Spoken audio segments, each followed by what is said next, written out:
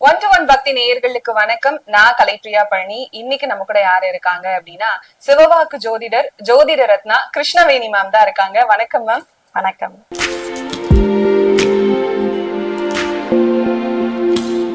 Ma'am. அடுத்ததா தனுசு ராசிக்காரர்கள்.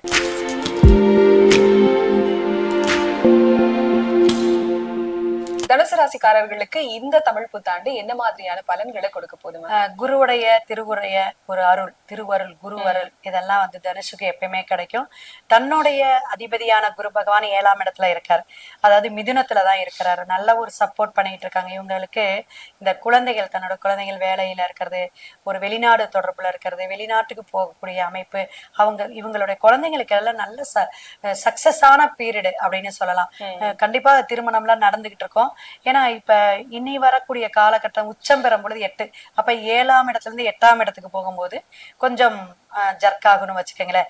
மற்றபடி இவருக்கு இப்ப சமசப்தமா பார்க்கும் பொழுது இந்த ஜூன் வரையுமே நல்ல ஒரு சக்சஸ இவங்க கோல் அடிக்கலாம். கண்டிப்பா மேம். இப்ப குடும்பம் சார்ந்த விஷயங்கள் எப்படி இருக்க போதும்? குடும்பம் சார்ந்த ஒற்றுமைகள் இப்ப நல்லா இருக்கு. இருந்தாலும் திருமணம் சார்ந்து திருமணத்துக்காக ஜாதகம் எடுக்கும் போது கண்டிப்பா ஜாதகம் பார்த்துக்கணும்.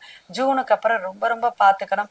4ஆம் இடத்துல பாத்தீங்கன்னா புதன், செவ்வாய், சனி இதெல்லாம் இருக்கனால தொழில் சார்ந்து நல்ல ஒரு ஜாப்ல இருந்துட்டு இருக்கோம்னு வச்சுங்களேன், அவங்க விட அதிகமான ஒரு உத்தியோகத்திலேயோ ஒரு வருமானத்திலேயோ வரும் பொழுது கொஞ்சம் கேட்பாங்க, எப்படிங்க நமக்கு தகுந்த ஒரு இடமா இருக்குதா, நமக்கு தகுந்த ஒரு விஷயமா இல்லையே அப்படின்னு. இப்ப திருமணம் பண்ணிட்டு கூட 8ஆம் இடத்துக்கு குரு வரும்போது பிரச்சனை ஏற்படுது. 6 மாசம் தானே குப்பை கொட்டாங்க, அதுக்குள்ளார என்ன இவன் இத்தனை எதிர்பார்க்கறாங்க அப்படிங்கக்கூடிய விஷயங்கள் வரனால முன்னாடியே நீங்க விழிப்புணர்வா நல்ல பொருத்தம் பார்த்து எடுத்துக்கிறது ரொம்ப நல்லது. பள்ளி மாணவர்களுக்கு எப்படி இருக்கு? பள்ளி மாணவர்கள் இப்பயே நல்லா படிச்சுட்டு இருக்கக்கூடியது, இந்த டீச்சிங் லைன்ல வக்கீல் துறையில போறவங்க, அதே போல ப்ரொஃபஸரா போற கல்லூரி சார்ந்து வேலைக்கு போறவங்க, இவங்களுக்கு எல்லாம் நல்லாவே இருக்குது. அதே போல மருத்துவத்துறையில இருக்கிறவங்களுக்கு கொஞ்சம் அலைச்சல்கள், இவங்களுக்கு தகுந்த ஒரு கல்லூரி கிடைக்கிறதுல கொஞ்சம் கஷ்டங்கள், சிக்கல்கள் இருக்கும். ஒரு பணவரையம் கூட கல்விக்காக ஏற்படுத்தக்கூடிய அமைப்பு இருக்கிறது. டொனேஷன் ஏதாவது கொஞ்சம் எக்ஸ்ட்ரா ஃபீஸஸ் எல்லாம் கட்டி கிடைக்கக்கூடிய கால தாமதத்தை கூட கொடுக்கலாம்.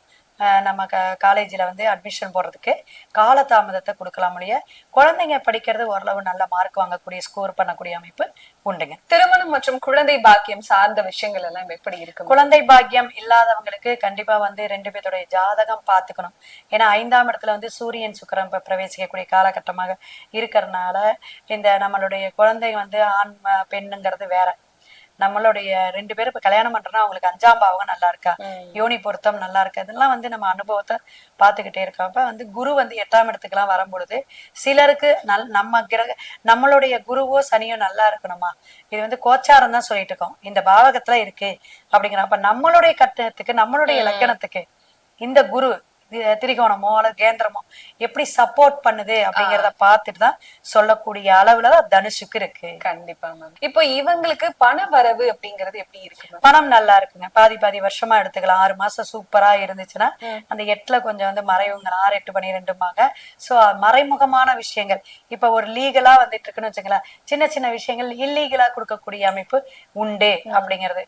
இந்த குருட்டதிஷ்டம், இந்த ஷேர் மார்க்கெட்டிங்ல பண்றது, அவங்களா கொஞ்சம் கவனமா தான் இருக்கு. அதெல்லாம் எதிர்பார்க்க கூடாது.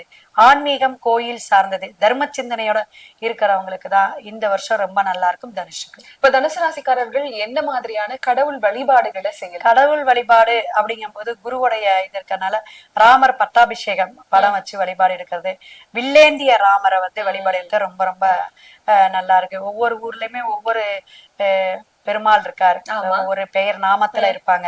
அப்ப அதுல நின்று கோலத்துல இருக்க வில்லேந்தி எல்லாம் இருப்பாங்க. அந்த மாதிரி ஒரு பெருமாள் வழிபாடு எடுக்கிறது நல்லாதான் இருக்கும். அதே போல சத்யநாராயணன் பூஜை பௌர்ணமி அன்னைக்கு இரவுல செய்வாங்க. அதாவது ராகவேந்திரர் கோயில், குருமாரா இருக்கக்கூடிய இடத்துல, அதே போல பெருமாள் கோயில்ல இது மாதிரி அந்த பூஜை ஒரு கூட்டு பிரார்த்தனை மாதிரி செய்வாங்க. கதை எல்லாம் பேசி அதுல போயிட்டு தான தர்மம் கொடுக்கறது, நம்மளுக்கு என்ன குழந்தை பாக்கியமோ தொழிலுக்கோ அல்லது திருமண தடையை சரி பண்ணணுங்கிறதுக்காக என்ன வேண்டுதல் சங்கல்பம் வைக்கிறோமோ அவங்களுக்கு கண்டிப்பா கிடைக்கக்கூடிய வாய்ப்பு தனுசுக்கு உண்டு. கண்டிப்பா மேம். இப்ப தனுசு ராசிக்காரர்களுக்கு இந்த தமிழ் புத்தாண்டுக்கு எவ்வளவு பெர்சன்டேஜ் நீங்க கொடுக்குறீங்க? தாராளமா கொடுக்கலாங்க. 70% கொடுக்கலாம். நல்லா இருக்கும். ஆமா ஆமா.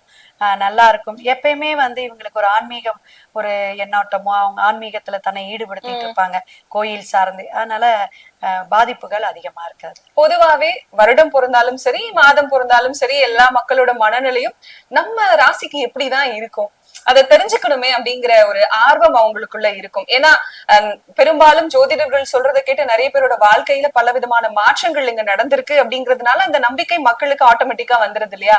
சோ இந்த புத்தாண்டு, அதுவும் தமிழ் புத்தாண்டு வரப்போது, இந்த தமிழ் புத்தாண்டு ஒவ்வொரு ராசிகளுக்கும் எப்படி இருக்கு அப்படின்னு சொல்லிட்டு சொல்லுங்க மேம். அனைவருக்கும் நல்வாழ்த்துக்கள். புத்தாண்டு தமிழ் நல்வாழ்த்துக்கள். அதாவது 60 தமிழ் புத்தாண்டுங்கிறது இருக்குங்க. 60 வருடங்கள் இருக்கு.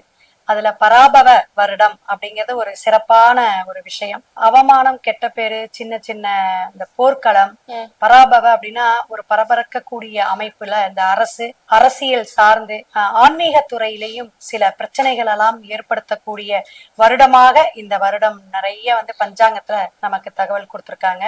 பிரபஞ்சத்துல பாத்தீங்கன்னா இந்த பஞ்சபூத தத்துவத்துல நீர், நிலம், காற்று அப்படிங்கறதுலயும் சில விஷயங்கள், இடர்பாடுகள், பூகம்பம் அல்லது நீர் சம்பந்தமான பிரச்சனைகள்லாம் வரும். அழிவை கொஞ்சம் சந்திக்கக்கூடிய அமைப்பு உண்டு அப்படிங்கிறதும் ரொம்ப ரொம்ப நம்ம கொஞ்சம் கவனமாக இருக்கக்கூடிய ஆண்டாக இருக்கு.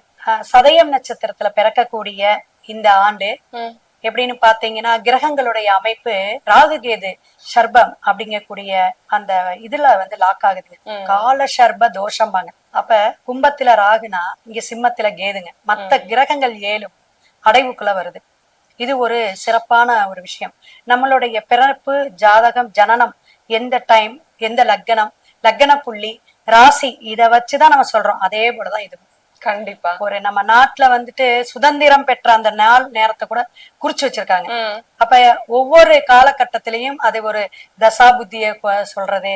அதே போல அந்த கிரகத்துடைய கோச்சார இணைவுகள், அந்த இணைவுகள் வந்து நம்ம கிரகத்தோட சேரும் பொழுது பாவகத்தன்மையா நிறைய பல பரிமாணங்கள் ஆண்டுக்கு ஆண்டு, மாதத்துக்கு மாதம் மாறும்.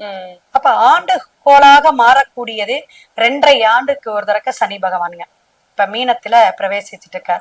குரு வந்து ஒரு விசேஷ சுபகிரகம். அது பாத்தீங்கன்னா மிதுனத்துல இருந்துட்டு இருக்காரு ஆல்ரெடி.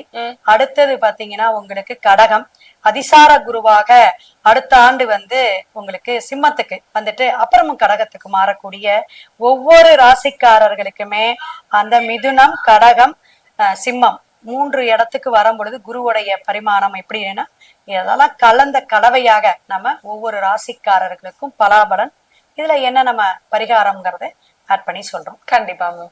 ரொம்ப தெளிவா இந்த தமிழ் புத்தாண்டு உங்களுக்கு இப்படிதான் இருக்க போது, இவ்வளவு பெர்சன்டேஜ் இருக்க போது, ஆனா கடவுள் வழிபாடுகளும் இருக்கு, அதையும் பண்ணும் போது நீங்க ரொம்ப சிறப்பா இருக்க போறீங்க அப்படின்னு ரொம்ப தெளிவா சொல்லியிருக்கீங்க. நன்றிமா. சிறப்புமா. அனைவருக்கும் வாழ்த்துக்கள். நன்றி.